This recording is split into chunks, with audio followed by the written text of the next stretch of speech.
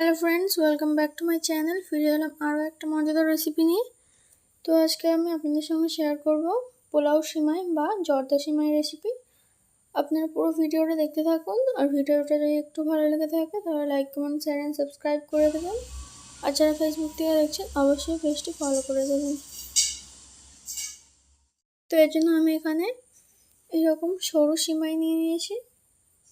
প্যাকেটে সিমাই নিয়েছি আমি, একদম সরুটা 300 গ্রাম নিয়েছি আমি সিমাই। এবার সিমাইটাকে আমি সেদ্ধ করে নেব।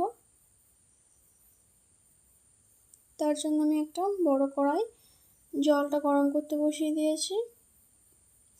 জলটা খুব ভালোভাবে গরম হয়ে গেছে। এবার আমি এর মধ্যে সিমাইটা দিয়ে দেব। তো সিমাইটা দেওয়ার পরে এটাকে 1 থেকে 1.5 মিনিটের মতন একটু সেদ্ধ করে নিতে হবে। খুব বেশি সেদ্ধ করলে হবে না, তাহলে কিন্তু সিমাইটা ঘেটে যেতে পারে।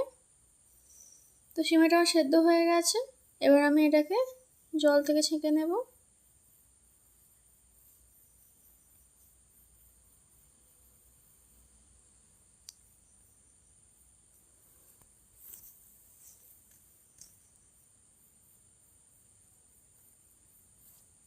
ছেঁকে নেওয়ার পর আমি এবার এরকম একটা বড় থালা বা খাঁচার মধ্যে ঢেলে দিয়ে এটাকে একটু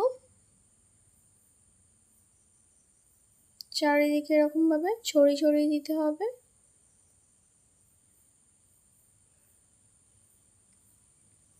যাতে সিমাইটা একটার সঙ্গে একটা জড়িয়ে না যায়। তো এরকমভাবে ছড়িয়ে ছড়িয়ে দেওয়ার পর আমি এটাকে এবারে ফ্যানের তলায় একটু ঠান্ডা করে নেব।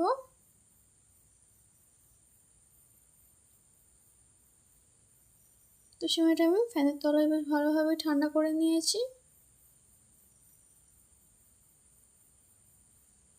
একটু খুন্তি দিয়ে এরকমভাবে ছড়িয়ে নিতে হবে। তো ঠান্ডা হয়ে যাওয়ার পরে একদম কিন্তু একটার সঙ্গে একটা লেগে যায়নি। এবার আমি সিমাইটা বানানোর জন্য একটা বড় কড়াই ঘি দিয়ে দেব। ঘিটা দেওয়ার পরে আমি এবার এর মধ্যে দিয়ে দেব কাজু বাদাম।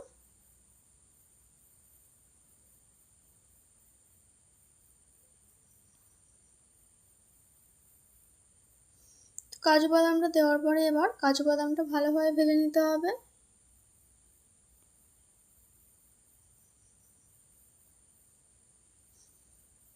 এখন আমি এর মধ্যে কিশমিশটাও দিয়ে দিলাম। হালকা করে কাজু বাদামটা ভাজার পর আমি এর মধ্যে কিশমিশটা দিয়ে কিশমিশটা এর সঙ্গে একটু ভেজে নিলাম। এখন আমি এর মধ্যে দিয়ে দেব তেজপাতা আর চিনি। এখানে আমি 300 গ্রাম সিমাই 100 গ্রাম চিনি ব্যবহার করেছি। এখন আমি এর মধ্যে অল্প একটু জল দিলাম চিনিটা ভালোভাবে গড়ানোর জন্য। জলটা দিয়ে এবার চিনিটার সঙ্গে ভালোভাবে মিশিয়ে নিতে হবে এরকমভাবে।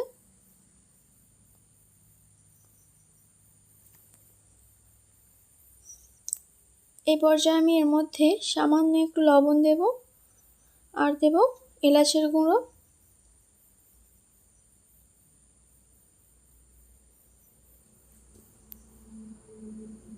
আর দেব অল্প একটু পাতিলেবুর রস, যাতে চিনিটা পরে জমে না যায়।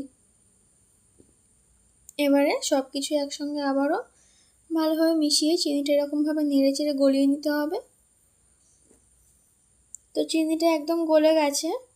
এখন আমি এর মধ্যে সেদ্ধ করে রাখা সিমাইটা দিয়ে দেব।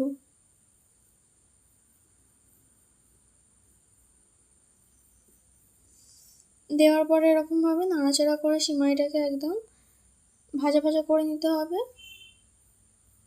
এর পর্যায়ে কিন্তু অনবরত নাড়তে থাকতে হবে, নাহলে কিন্তু সিমাইটা একটার সঙ্গে একটা লেগে যেতে পারে। তো এখানে আমি অল্প একটু ফুড কালার ইউজ করেছি, যাতে কালারটা ভালো আসে।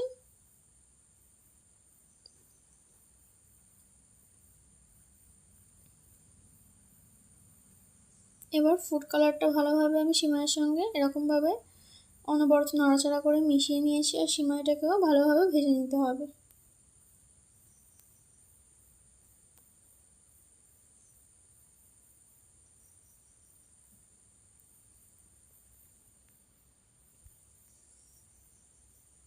ফাইনালি সিমাইটা ভাজা হয়ে গেছে। এবার আমি ওই বড় থালার মধ্যে আমি এটাকে ঢেলে নিলাম, নিয়ে একটু ঠান্ডা করে নেব। তো এই যে সিমাই আমাদের একদম রেডি, একদম ঝরঝরে সিমাই। আপনারা এরকম স্টেপ বাই স্টেপ ফলো করে একবার বানাবেন, এরকম ঝরঝরে হবে আর খেতে অনেক টেস্টি হয়। আপনারা একবার হলেও বাড়িতে ট্রাই করবেন। আর ভিডিওটা যদি ভালো লেগে থাকে তাহলে like, comment, share and subscribe করবেন। আর যারা ফেসবুক থেকে দেখছেন অবশ্যই পেজটি ফলো করে দেবেন।